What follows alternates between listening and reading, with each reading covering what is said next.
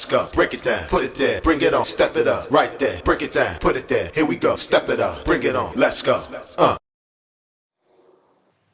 Hi everyone and welcome to this lunch lecture by Studium Generale Eindhoven.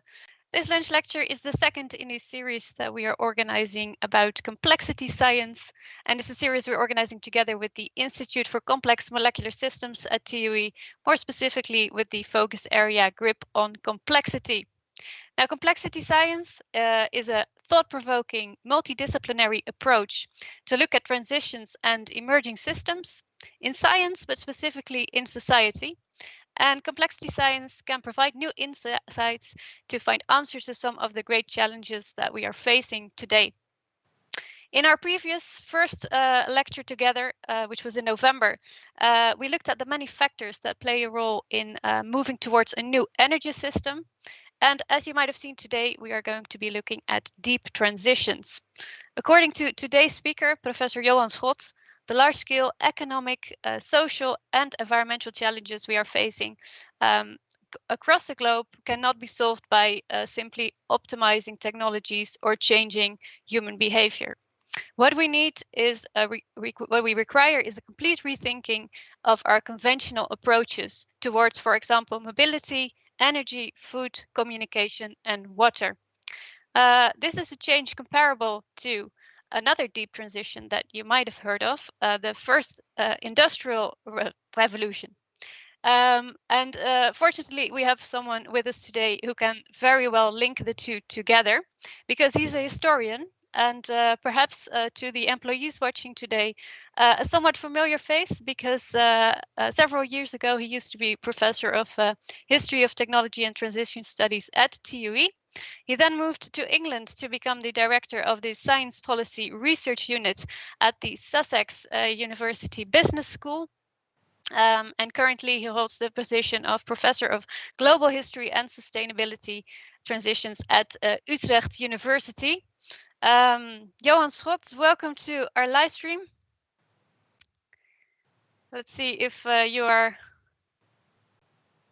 Okay, I see we have a small technical problem.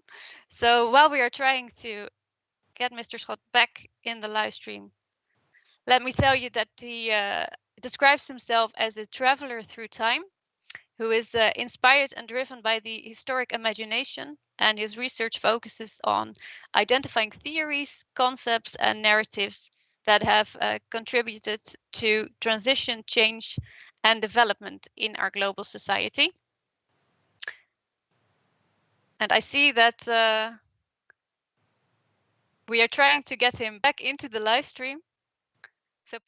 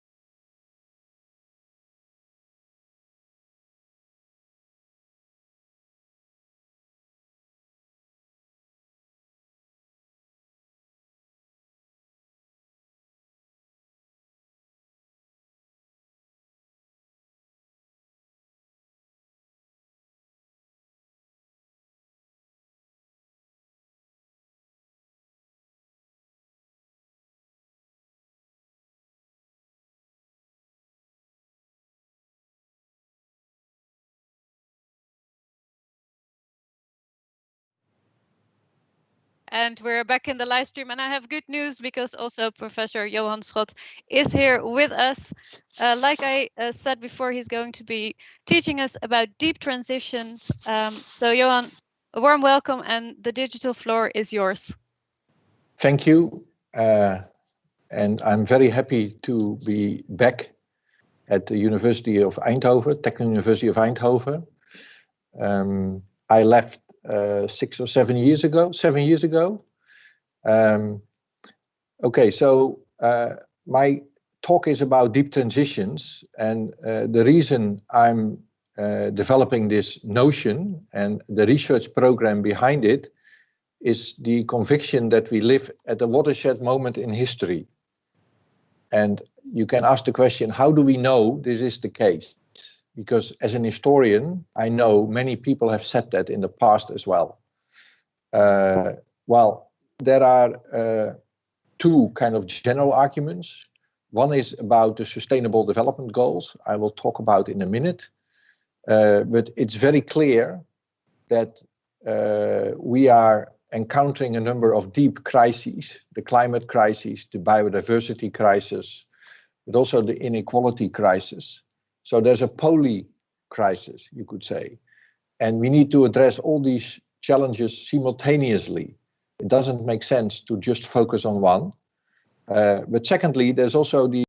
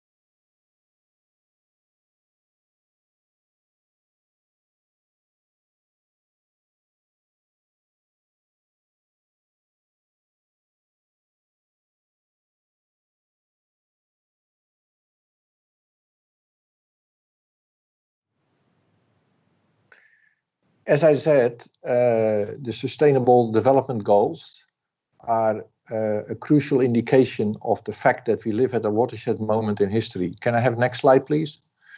The Sustainable Development Goals have been agreed by all the nations of the world as the challenges we need to face. And there are 17 Sustainable Development Goals.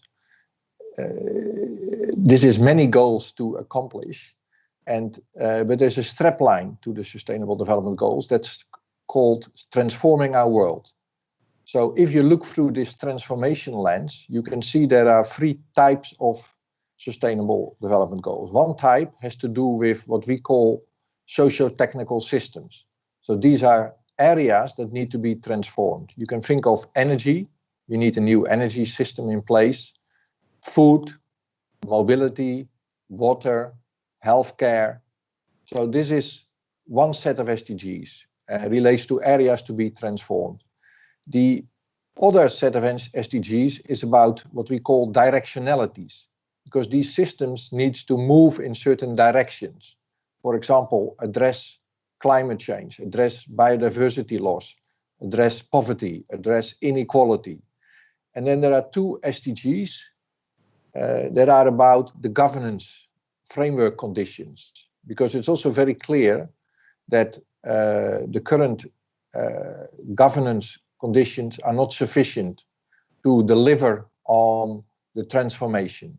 So, for example, you have to think about the role of local actors, municipalities, but also the supranational actors like the EU and the nation state, but also the kind of relationships between firms, universities, civil society. So we need to rethink this set of relationships in order to enable the transformation of these systems into new directionalities. So that is the type of transformation we are talking about. Next slide. So at the center of this is then what we call socio-technical system change. So, and here it's important to say that change is not about technology, just technology. Technology is very important, but it needs to be aligned with social change and cultural change. So when we take system change, it's about change in several dimensions. So on the one hand, the science and the technology, on the other hand, the industrial strategy and structure, the market and the user preferences, the policy and governments, and the culture as well. So many elements need to change simultaneously. And another definition is that the actors that need to do the change in the work I do are seen as rule-driven. In economics, for example, actors are seen as rational. So they optimize according to price, for example. When something is more expensive, actors will change their behavior. This is not my assumption. My assumption is that actors are driven by routines or rules. So they do what they are used to do. And these rules are not just individual, they are collective. And they are embedded in the system. So, for example, driving a gasoline car is a kind of routine which is embedded in a mobility system because it's supported by regulation, by the market, by industry strategies, by culture, because participating in our culture through the gasoline car, using it as a status symbol, for example. And the idea is that if we want transformative change, we need to change the energy system, the mobility system, the food system. And if we do that, changing all these systems, then we will generate new lifestyles, new consumption patterns, and address some of these major challenges. And these, in a way, you could argue that sustainable behavior would become the routine, the underlying routine supported by systems. Next slide. So what is our theory of change? How can system change happen? For this, we have a multi-level perspective we use, which was also partly developed, by the way, at the Tech University of Eindhoven when I was working there with colleagues like Frank Geels and Geert Verbon. The basic idea, I cannot explain this in full detail, is that there is a dominant practice, which we call a regime. And here you see the 5 dimensions and the rule sets that drive actors. So we have a regime or system which is dominant. So we have a dominant way to organize our mobility, for example, or produce our energy and use our energy, or produce our food. And then there are alternative practices in niches. So these are small application areas at the fringe.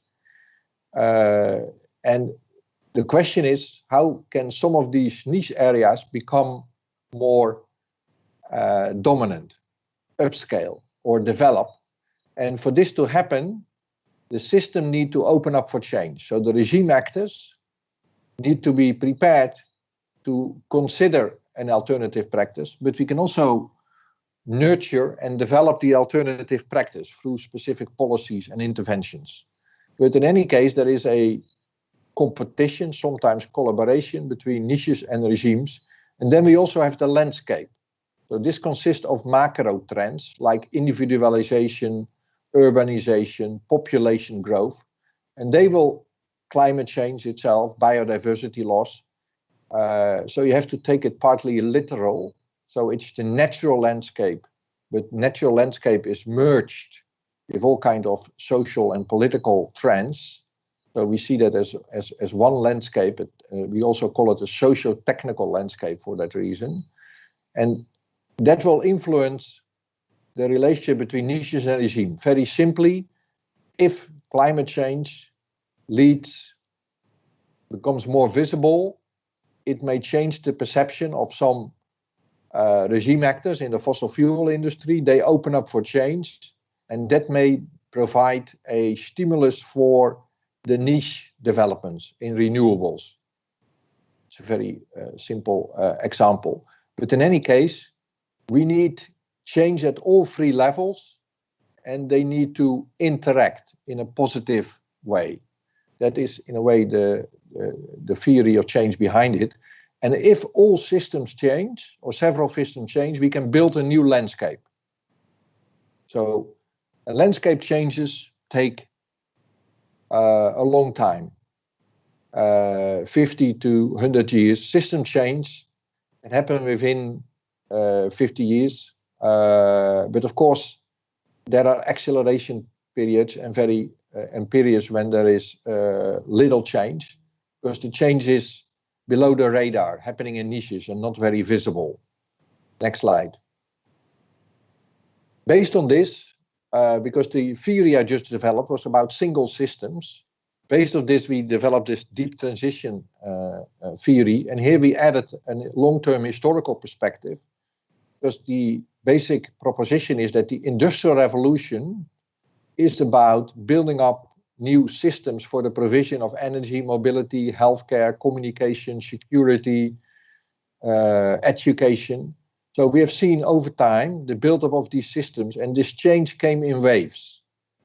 So there were waves of change, and each wave has a turning point, as you can see. And in this turning point, you can see after it an acceleration. And we now live at the fifth wave. So we can either decide as a society to continue what we call the first deep transition, to industrialize further and try to create a new upswing, or we can move to a second deep transition, which is building a economy and society on a new set of systems, a new set of principles. Across the waves, you see a long-term continuity, because the waves are not completely discrete. They all contribute to the build-up of what we call a set of meta rules. Next slide. What is a deep transition then? A deep transition is a series of interconnected and sustained fundamental transformation of socio-technical systems in a similar direction. So if the food system, the mobility system, the energy system, all would focus on the circular economy, this would be a deep transition. And the question is, what is the organizing principle?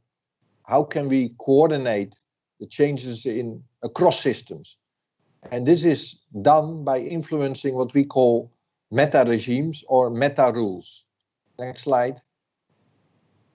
A meta rule or a meta regime is a standard or model accepted across a wide range of socio-technical systems. It's a preferred way and common sense for improving the system. So it's a routine adopted in all the systems.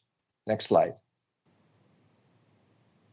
And here are a number of examples of meta regimes consisting of a whole set of rules of the first deep transition, so the Industrial Revolution.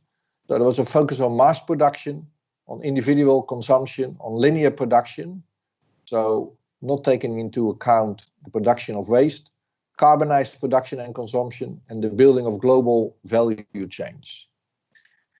Next slide. And the idea is that we need to move to a society or economy focused on other principles, meta rules, applied across systems. Next slide. So the question is, how can we do this? Well, I'm working on this together with a number of national governments, and specifically their innovation agencies or ministries of science and technology, is how can we invest in science and technology in a way that enables the second deep transition. And here you see the members of the consortium, and we are doing policy experiments. Next slide. So these policy experiments are understood as experimental policy engagement. That means that we assume that transformations are ongoing. So there are all types of actors trying to do things differently. And the role of policy is to facilitate these actors, to help them to achieve their ambitions.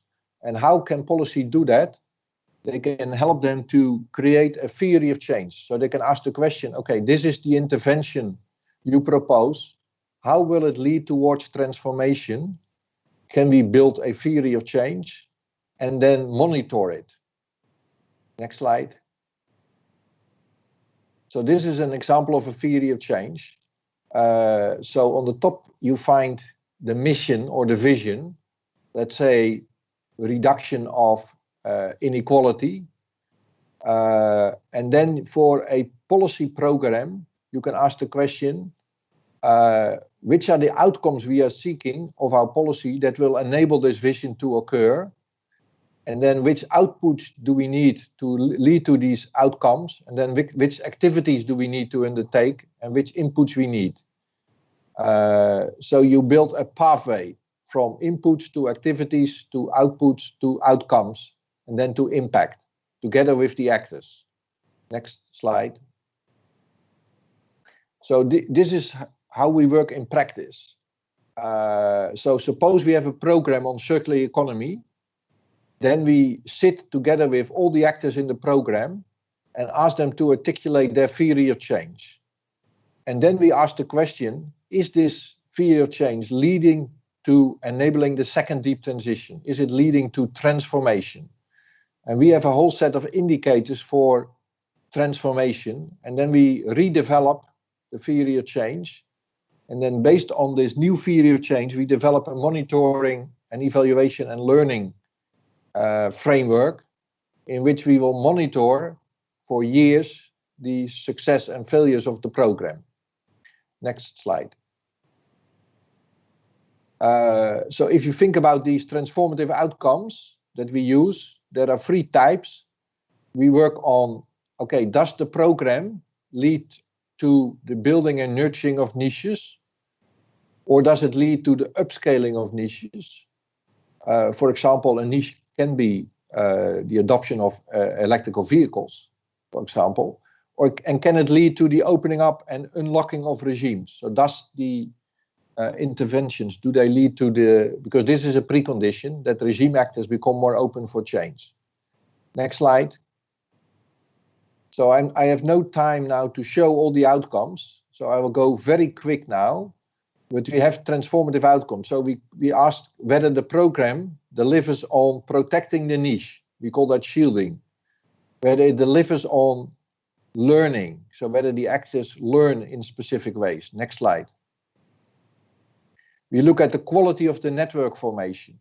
So whether it's an inclusive network or it excludes certain actors. And we look at the role of intermediary actors.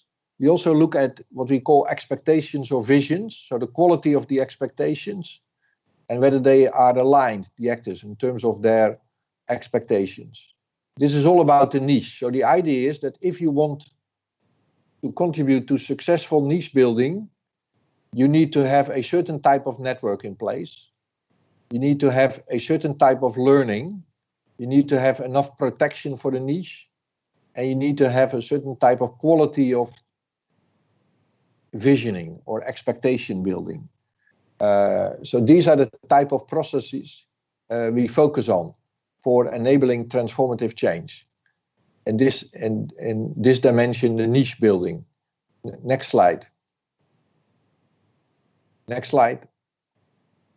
We also look at the upscaling.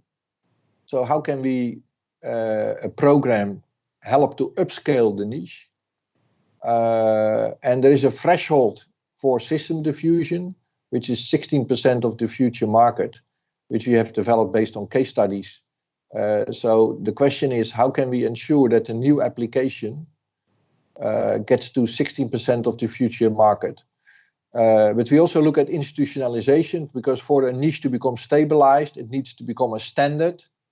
So the question is whether the new applications are transformed or translated into a standard, and how. Next slide. And then we focus on replication, because you can apply new ideas in a certain context, but you can also replicate them in other contexts. For example, you can experiment with new ways of producing and consuming food in Eindhoven, but then if that is a successful practice, you can replicate that in several other cities. And we look at circulation across various sites for various niches, because that will also contribute to the overall niche expansion, the circulation across niches. What you often see is that actors who invest in experiments, even large-scale pilots, only focus on their own pilot and do not enough work to connect with other similar pilots. And this is very important for transformation. Next slide. This is about the opening up of the regime. So you can have specific policies, and this is often missing. So what we often see is that public policy is about stimulating new things, but destabilizing existing regimes is very difficult. We did that when we decided to move to gas in the past, and we closed the coal mines. So this was a destabilization of the energy regime by policy. And this type of measures are necessary, phasing out measures. And the regime actors need to start to question their behavior. As long as Shell really believes that they can deal with and manage climate change with producing fossil fuels, continue to produce them, is not very helpful. So we need a process of unlearning of the regime actors. Next slide. Then we need to strengthen the interactions between niches and regime, and we need a changing perception among regime actors of what we call landscape trends. So they need to understand the urgency of taking action. So what I've tried to argue is that we live at a watershed moment in history in which deeper transformations not only need to happen, but are already happening in the response to a whole set of challenges. And the role of public policy is to help actors to work on transformation. And for this, they need a new set of tools that focus on these transformations. And we are developing such a tool and working with public actors to implement it. Thank you.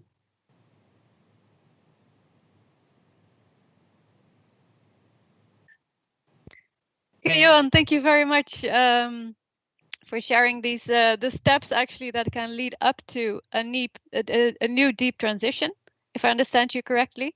And I already saw in the chat that there are quite a few questions about this actually. And the first one that was asked is, how many deep transitions do you think the Western world has gone through? And perhaps after this question was asked, you showed this picture with the 5 waves. Yes. And the little arrows. Basically, maybe you can recap how these two are linked, or how to answer this question. Okay, historically, we could argue we went from to an agricultural society. So that was the first big change from hunters and gatherers to a agricultural society. But I'm not taking that into account in my analysis. I focus on the industrialization. Why? Because this was a big watershed moment in history that was connected to socio-technical system change. That was really enabled by technology and the kind of social changes and political changes that come with technological change. So since the 18th century, we see the build-up of a whole new set of systems for provisioning basic needs. So energy systems, mobility systems. And these systems now form a landscape in which we live. And The change we have to make is change the nature of these systems. That is the argument, because some people would say we need a change of ideology, or a change of values, or a change of, and this to some extent is all true, but my analysis focuses on the change of these systems, and the change that the current nature of these systems came in 5 waves. So they have been built up through the adding of new rules and development of new meta rules through these surges or waves. And the argument is that many, for example, proposals for sustainability are intensifying the industrialization process. So the first deep transition, and that is not sufficient. Very simple, more globalization of global value chains will not be sufficient. Even if it is so very sustainable, we need more local production of food, for example. And this is a complete redirection of the system. And this is the type of change we need. Okay. And there's a follow-up question from someone who asks if the Industrial Revolution is the only previous deep transition. How do we know if the indicators from that will apply to this second deep transition as well? That is a good question. The reason is that I still think that the second deep transition will also be about socio-technical system change, similar to the first deep transition. So the kind of theory we have built is based on how do these systems change. And I think the underlying mechanisms are the same for the second deep transition.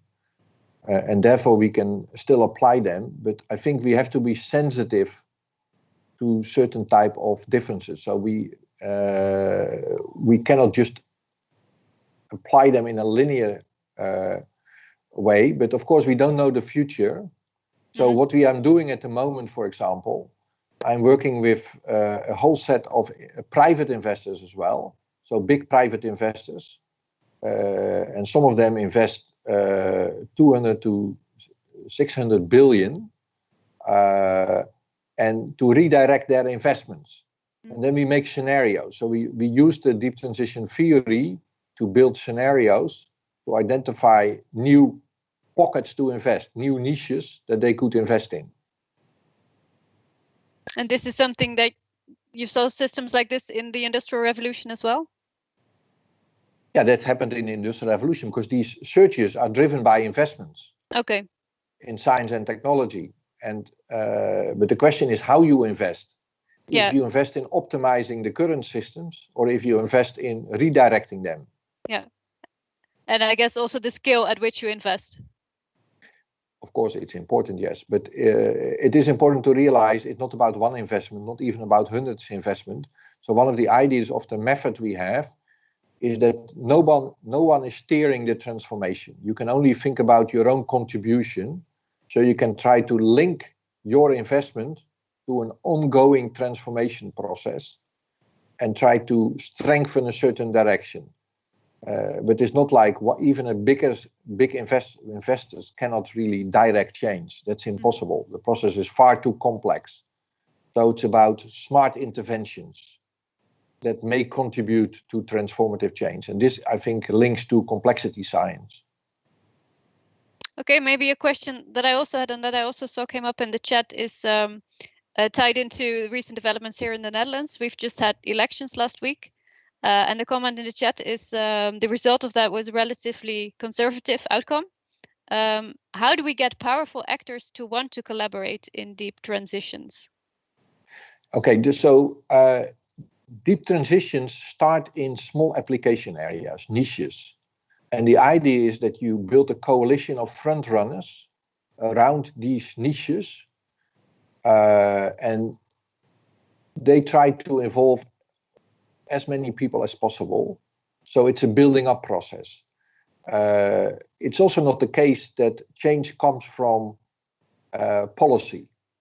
So policy can contribute, but change comes from a coalition of actors, including entrepreneurs, social entrepreneurs, people who want to act differently.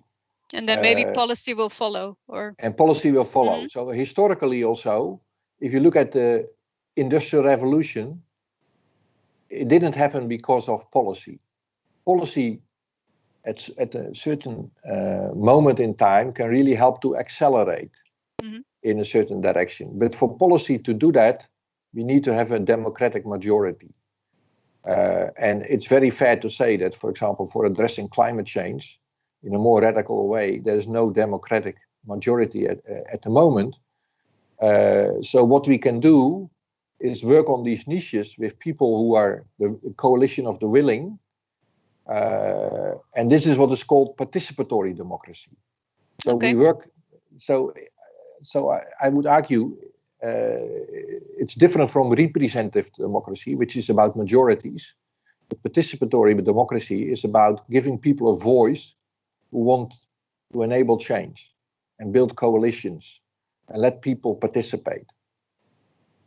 There's also someone asking, what is the strongest force in the next deep transition? If you had to pinpoint one factor that is absolutely vital?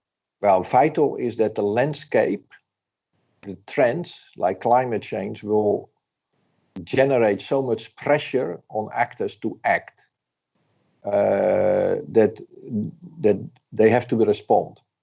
But how they respond really depends on the preparedness. So I don't think we can just wait and see till some of the problems become more urgent. I think we need to start working on the solutions, and we already do that. And one of the important aspects of climate change is the distribution of impacts, because climate change will happen. The question is who will have to bear the consequences, and will it lead to a larger social divide between the rich and the poor? So in our response, we need to look at the relationship between climate change and inequality and direct our response as much as possible to including the distribution of the impacts. So does that also mean that your coalition of the willing needs to be diverse? Yes. It needs to be like up front? Yes. And how do you establish that?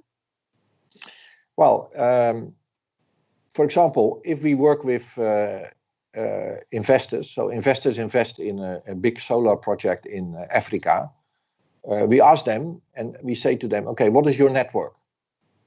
What is the quality of your network? And they say, well, we work with these and these partners. Then we will say, okay, for example, that's often the case. The consumers are missing. In fact, you work with a lot of competent organizations, but what is the voice of the users? How can we include them? And that's the type of interventions we do. We work on diversifying the network and making sure these voices are included. Okay. There are also a few questions in the chat about innovation. Someone says, in my opinion, the European style of putting stress on saving and using less energy instead of creating more energy from efficient sources is an innovation killer paradigm. Is the higher demand the key to enabling innovators to always create better ways? What is your opinion on this? Well, I think there is a growing need for more energy. So the idea that we need to accelerate the demand side of energy, I don't see that. I think it's very clear that we really need to be more efficient and reduce energy needs. And this is also an innovation process. So I really don't see why this is an innovation killer. At the same time, I think we do have to be realistic and assume there will be a continuous growth in energy need, in fact. And we need sustainable ways of addressing that. So I don't see the dilemma. I think we need all the measures we can to address the energy need. So would you say that the current climate invites innovation as it is moving towards this transition? Well, that's one way to look at it. Indeed, is that a crisis is a set of opportunities that the world needs to respond to. And that's certainly the way some of the investors that I work see that. But the question is still how to invest, because you can invest in ways that will, as I say, optimize the current systems, and you can invest in ways that will undo and remake the systems. And in the end, to address these deeper challenges, my argument is we need system change. So the kind of idea that we can, for example, continue with carbonized production for a very long time is not a good direction. So we need to really focus on the alternatives and make these fundamental changes as a society, and not continue to think that we can focus on carbonized fossil fuels as well. So we need to divest. Yeah, okay. I'm just going to make one brief comment because I see our official time is soon ending, but I see still some interesting questions that we have not yet addressed. So I'm just going to say to the Bachelor College students that if you would like to register for use, the link will now appear in the chat. And in the meantime, we're just going to continue, Johan, if that's okay with you, with a couple of last questions. Sure. One of them regards the topic of startups. And the question is, what are some resources or frameworks for understanding and creating future startups with regard to the deep transition? So maybe this is a very practical questions if you're interested. Maybe this is a student interested in this field of startups. Yeah, where to start, how to?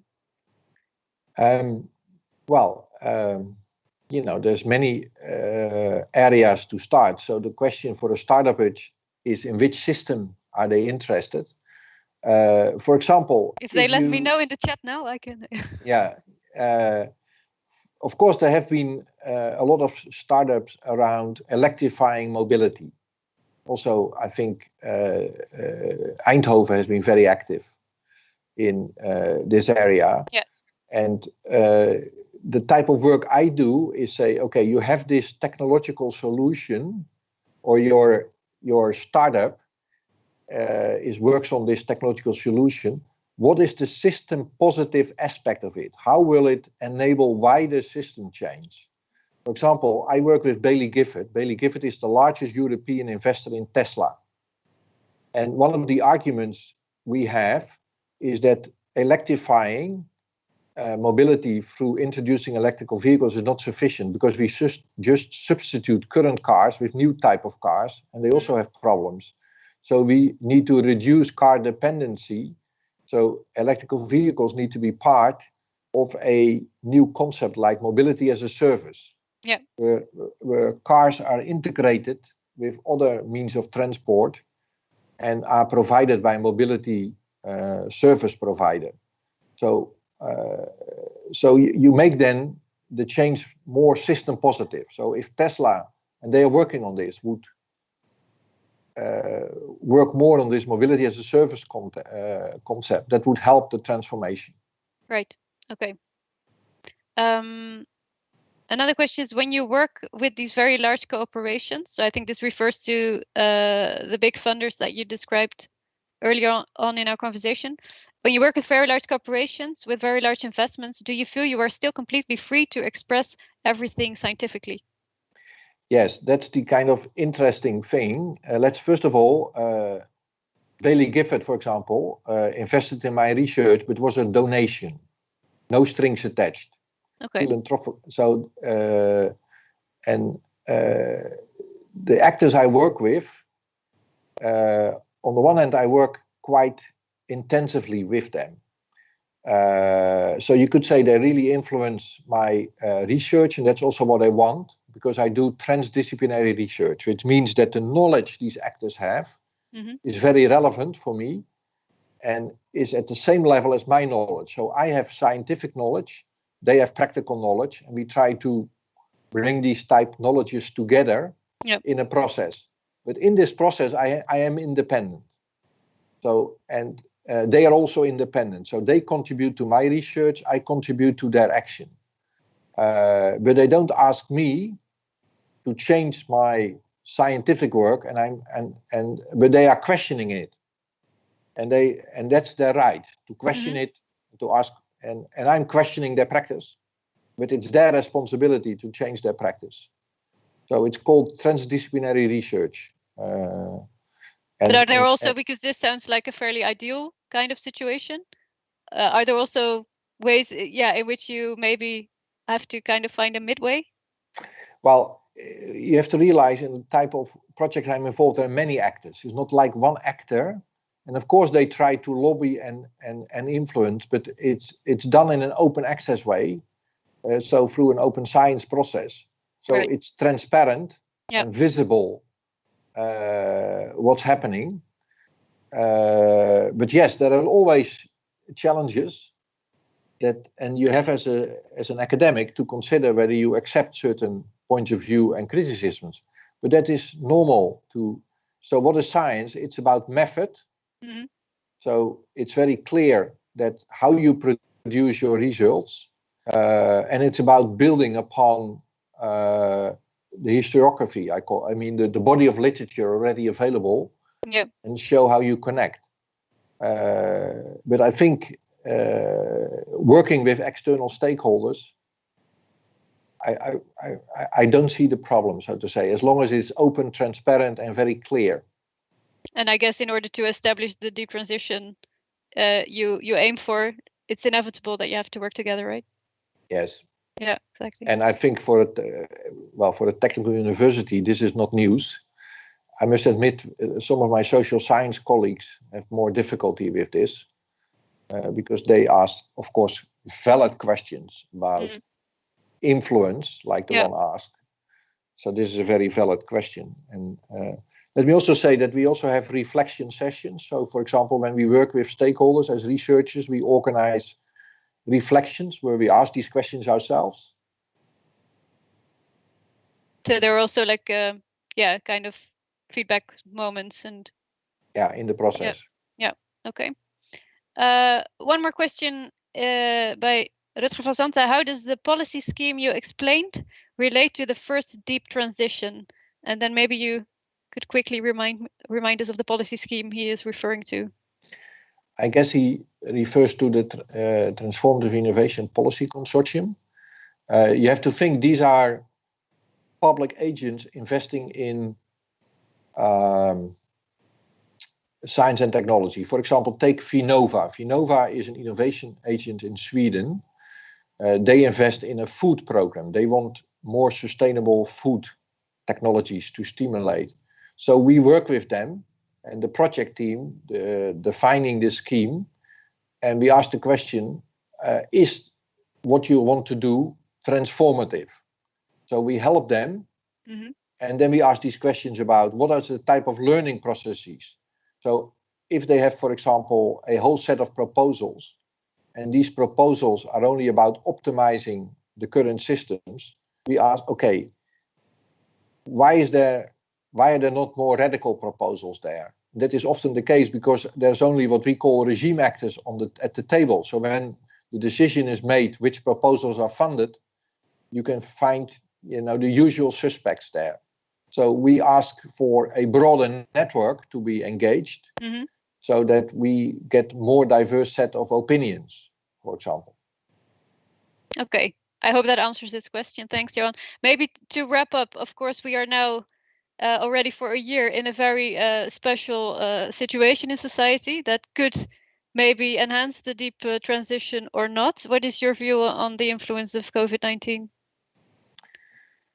We still have, it remains to be seen. Yeah. Because it's for some actors very clear that going back to normal is a very bad idea. At the same time, there's a deep longing in society to go back to normal. Yeah. Which I also understand myself. But I see it as indeed part of the change process, because COVID-19 is caused by the fact, in the end, that wildlife does not have enough space anymore. So we get new viruses. And I think this will continue. So this is part of something we need to address.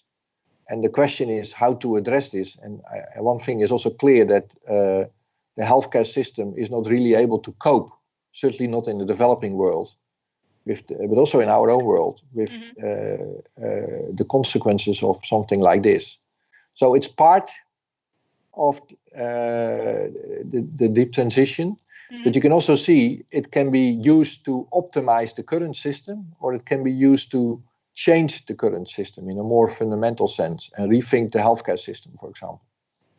And I can imagine it's quite tempting now that we're not back to normal yet to kind of nudge, the direction of innovation or what it is you're working on at the moment towards establishing this.